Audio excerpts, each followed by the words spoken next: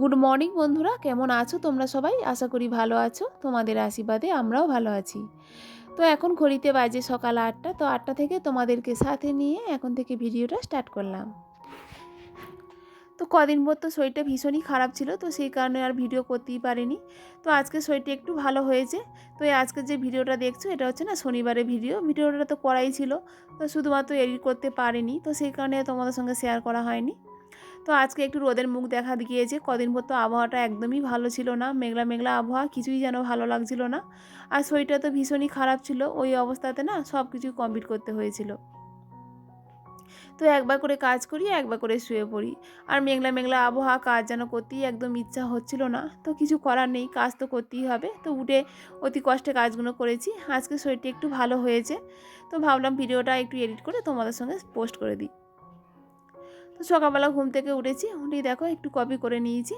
তোমার দাদাভাই না কফি খেতে খুবই ভালোবাসে। আমি যে ভালোবাসি না তা না, ভালোবাসি, কিন্তু খেলে ওই যে অ্যাসিড হয়ে যায়।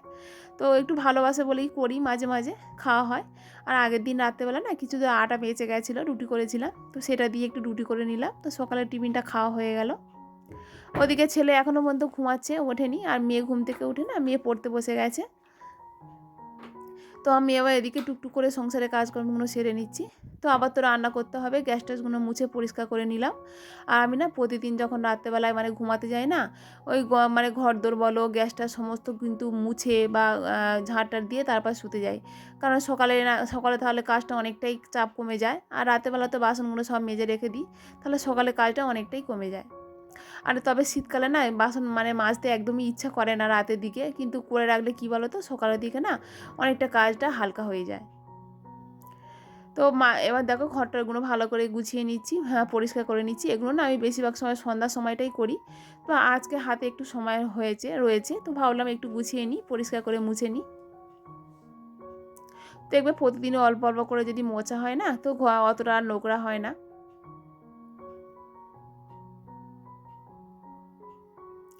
তো এরই মধ্যে ছেলে আবার ঘুম থেকে উঠে পড়েছে, তো ছেলেকে একটু ঘুম থেকে তুলিয়ে খাইয়ে দিলাম, দিয়ে ওই বাড়িতে দিয়ে এলাম মার কাছে।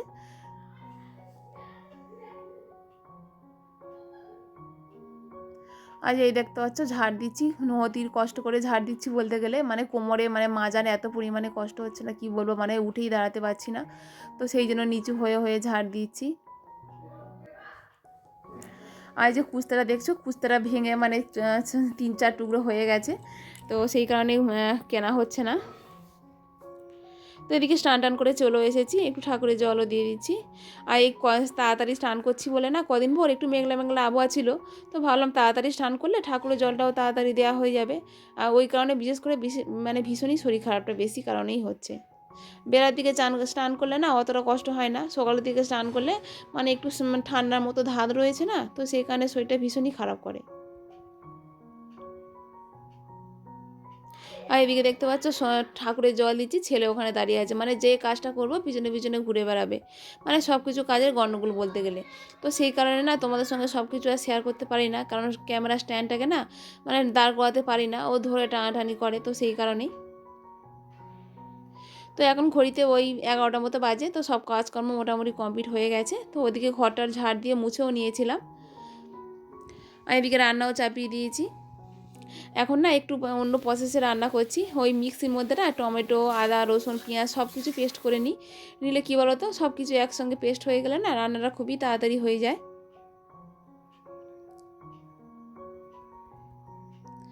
আর সকালবেলা ভোলা মাছ কিনেছিলাম, তো এই ভোলা মাছগুলো না খুবই টেস্টি ভোলা মাছ, তো অনেকটাই কিনেছিলাম, প্রায় 1 কিলো মতো কিনেছিলাম। তো কাটতে কাটতে না অনেকটাই সময় চলে গেছিলো ওখানেই।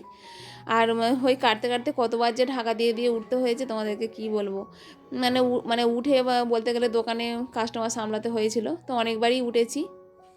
আর এই যে মাছ টাছ কাটা হয়ে গেছে, আর দেখো এদিকে রান্নাও হয়ে গেছে। তো একটু ভাতও আগে হয়ে গেছিলো, তো একটু উচ্ছে আলু হাতে দিয়েছিলাম, আর ওই তরকারিটাই করেছিলাম, কারণ শরীরটা ভালো নেই, একদমই যেন রান্না করতে ইচ্ছা হচ্ছিল না, তো খেতে তো হবে, তো সেই কারণেই রান্নাটা করে নিলাম। তো এদিকে রান্না করতে করতে ছেলেকে স্নানও করিয়ে দিয়েছিলাম। ছেলে তো ঘুম থেকে উঠেই ওর দিদির সঙ্গে, তো দিদি একটু সকাল সকাল উঠে পড়ে নেয়, আর তারপর দিদির সঙ্গে একটু ঘুরতে বের হয়। ছেলে তো ঘুরতে খুবই পছন্দ করে। আর বাড়িতে থাকলে কি বলো তো, আমার পিছনে পিছনে ঘোরে, কাজকর্ম সব কিছুই গণ্ডগোল হয়ে যায়।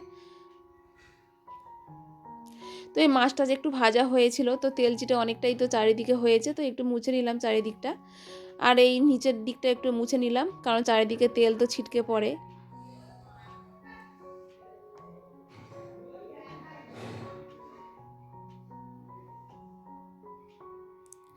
তো রান্নাবান্না কমপ্লিট করে দু একটা বাসন পড়েছিল, তো সেটাকেই মেজে নেবো বেসিনের মধ্যে। এখন না রান্না করতে করতে না দু একটা যে কোনো বাসন পড়লে এই বেসিনের মধ্যেই মেজে নিই, কারণ অনেকটা বাসন পড়ে গেলে না অনেকটাই চাপ হয়ে যায়।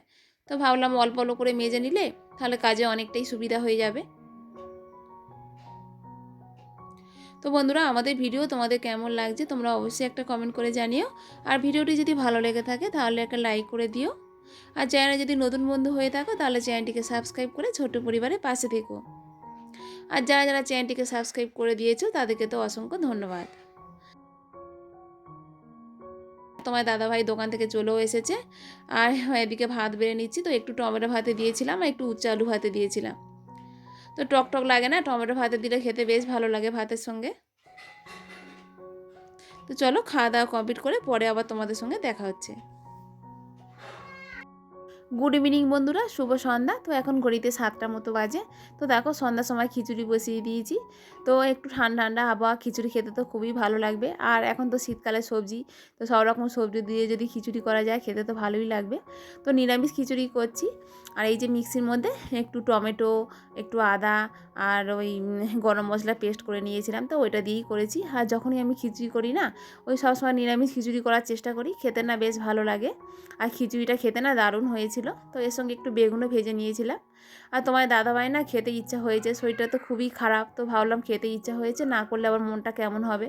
তো সেই কারণেই করলাম। আর বাড়ির না সবাই জন্যই করে নিয়েছিলাম। এই দেখো থালার মধ্যে সবাই বাড়া হয়ে গেছে, তো এখন পর্যন্ত কেউ আসেনি। তো সবাইকে দিয়ে দিলাম বেগুন ভাজা আর খিচুড়ি। তো বন্ধুরা, ভিডিওটি এখানেই শেষ করলাম। কালকে আবারও দেখা হবে নতুন একটা ভিডিওর সাথে। ততক্ষণের জন্য সবাইকে বলছি টাটা, গুড নাইট।